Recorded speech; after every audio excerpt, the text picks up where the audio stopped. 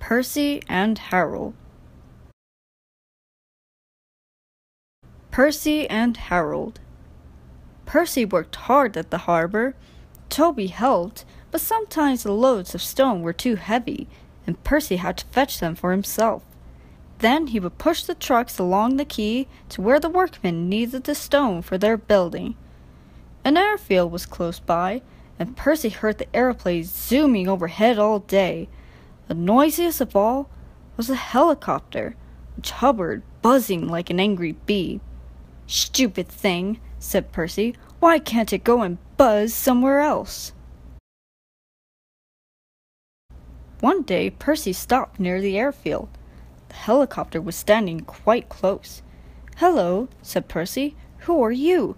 "I'm Harold." "Who are you?" "I'm Percy. What really great arms you've got." "They're nice arms," said Harold, offended. "I can hover like a bird. Don't you wish you could hover?" "Certainly not. I like my rails, thank you." "I think rails are slow," said Harold in a bored voice. "They're not much use and quite out of date." He whirled his arms and buzzed away. Percy found Toby at the top station arranging trucks. "I say, Toby," he burst out, "that Harold, that stuck-up whirly bird thing, says I'm slow and out of date. Just let him wait, I'll show him." He collected his trucks and started off, still fuming. Soon above the clatter of the trucks, they heard a familiar buzzing.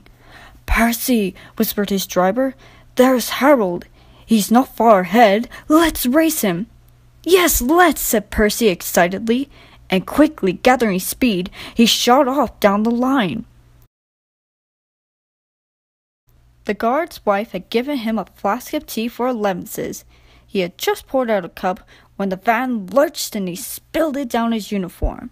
He wiped up the mess with his handkerchief and staggered to the front platform. Percy was pounding along.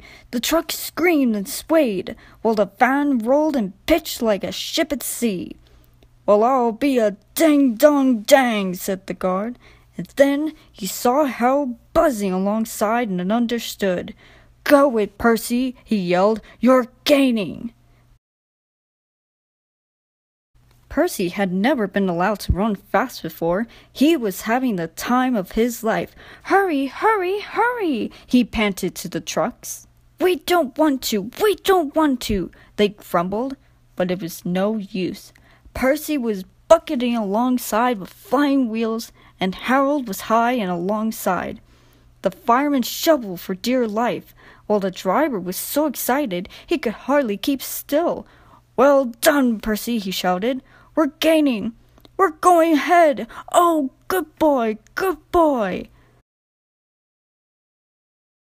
Far ahead, a distant signal warned them that the wharf was near. Shut off steam, whistled, "Peep, peep, peep! Brakes, guard, please!" Using Percy's brakes, too, the driver carefully checked the train's headlong speed. They rolled under the main line and halted smoothly on the wharf. "Oh, dear," groaned Percy. "I'm sure we've lost." The fireman scrambled to the cab roof. "We've won! We've won!" he shouted, and nearly fell off in his excitement. "Harold's still hovering. He's looking for a place to land." "Listen, boys," the fireman called. "Here's a song for Percy."